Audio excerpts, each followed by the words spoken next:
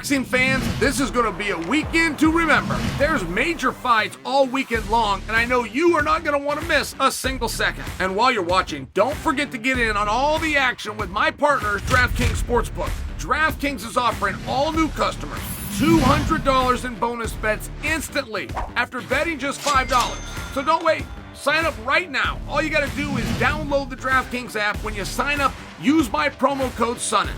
DraftKings, the crown is yours.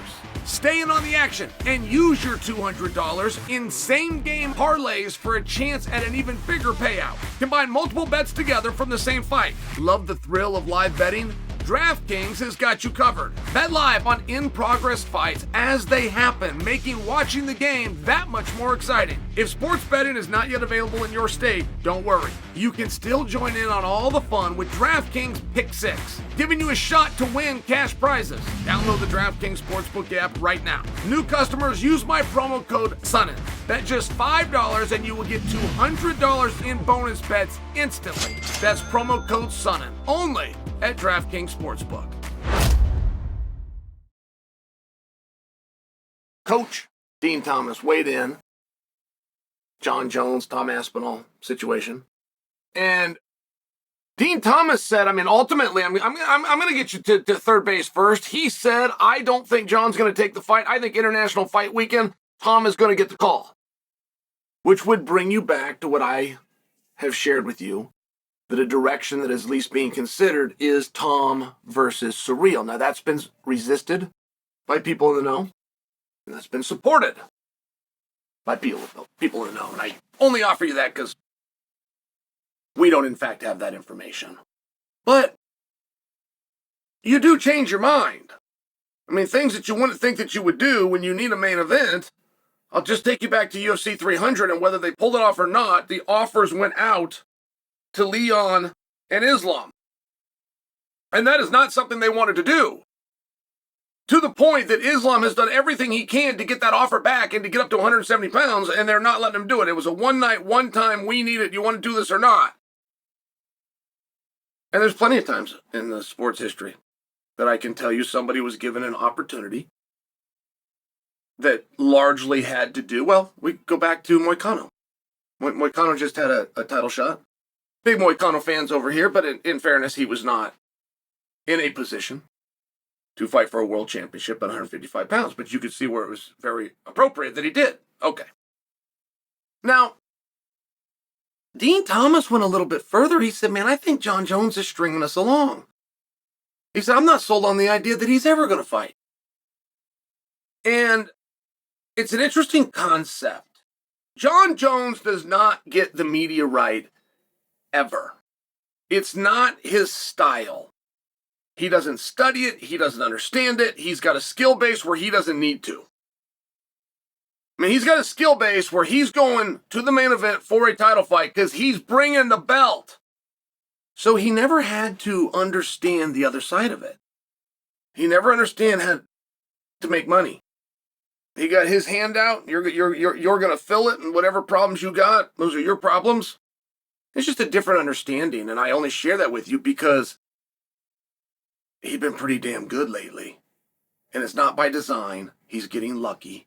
It's the old expression, even a broken clock is right twice a day. But Jon has done a lot of things right. And it's making it hard for you to be mad at him. And it's making it difficult for the company to punish him. It's making it difficult to follow fight promotion where eventually you come out and you tell the world that guy's scared.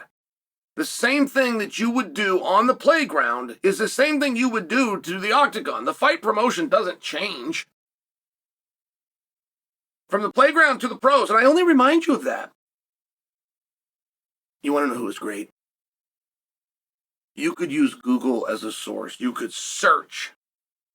And you will not find anybody that ever turned on Georges St-Pierre or challenged his skills or challenged him or said he wasn't active.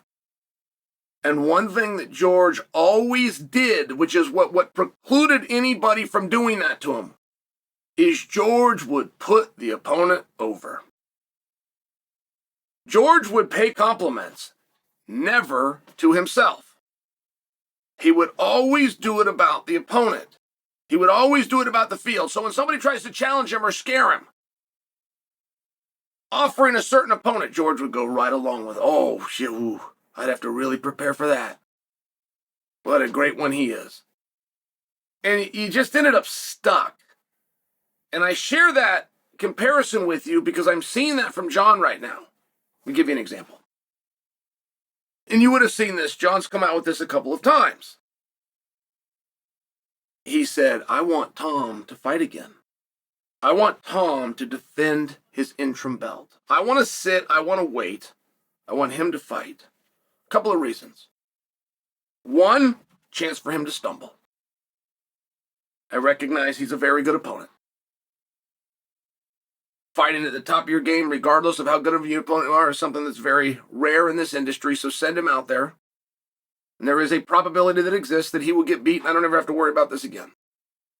And second, I'm not that familiar with Tom Aspinall. He's had a whole bunch of fights, but he gets out of there so quickly, I don't know a lot about him. A lot of spots I haven't seen him. Have him fight again. Let me store up some data. Let me study it. Let me break him down. He got to come to my last fight, sit in the front row and study me. Let me come to his next fight. Let me sit in the front row with a pen and a pad and let me study him. Well, those things are very complimentary to Tom, whether they're meant to be or not. They put Tom over. And when Jon's putting Tom over and he's building Tom up, it's just difficult for the playground to turn on Jon. What are you going to say? You're scared? Well, scared's not the right word, but he admitted that he's observant. He's admitted that he's tentative. You tell him he's scared? Well, he just admitted for you that he sees the threat and would like to delay it. Makes it very hard. Makes it very hard to get mad at Jon. And I know he's not doing this through strategy, and I know he doesn't have experts that are guiding him. He just happened to be getting one right, but he's been getting them right for 4 or 5 months. I had a hard time having any problem with anything that Jon has said. I also don't personally believe it's sincere. I do not know that that phone has actually rang and Jon told, oh, I need 180 days. I think he said that to the media. I don't think that somebody called Jon wanting to book a fight. He said, I need $30 million. I think he just had some fun in the media. Now, if I got that wrong, it'll eventually be exposed and we can revisit this. But we were told in no uncertain terms, those guys had a deal.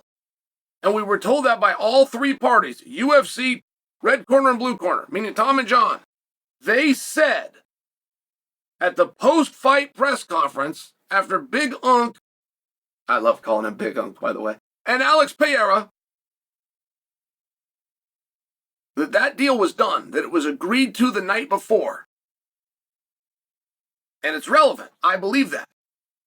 Because I believe that a threat was made. If Alex Pereira wins, you're out.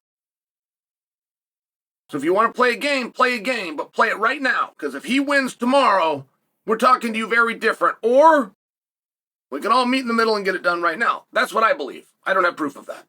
But that's what I believe. Either way, we went from an agreement by the triangle, by the office, by the red corner, by the blue corner, that all agreed a deal was done. We are now from Tom and Tom's national treasure of a father saying, no, we have no such deal. There is nothing done. We can't get this guy to fight. And now you're having insiders like Dean Thomas, Coach Dean Thomas, coming out and saying, I don't think it's going to be Jones. I'm not convinced Jones is ever going to fight again. I think Tom's going to get the call for International Fight Week. And guys, that International Fight Week is 8 weeks away. It is 8 weeks and 2 days away, if you want to be literal. It's interesting. It's interesting, Jon and Tom. It's interesting. And I will just share with you what generally happens when there's a fight that you want that you can't get. Much like the girl that tells you no and you grow a little fonder of her. Or that fight that you can't get and boy, you just want it a little bit more. Very normal human nature. I will just tell you for whatever reasons, that's not happening here. That fight is getting weaker by the day. That fight is getting less headlines, less clicked, and less sought after. It doesn't usually work that way. Usually a delay and a back and forth and a push and a pull really helps to grow a fight. In fact, I've never quite seen a study like this, but I can tell you by the numbers because I have them. This fight is losing steam. You got an interim champion who should not be interim champion, or you have an undisputed champion, which would be impossible in the presence of an interim champion. The interim championship disputes the undisputed championship. Do you understand how these both can't exist? This fight is losing steam, and those numbers are out there.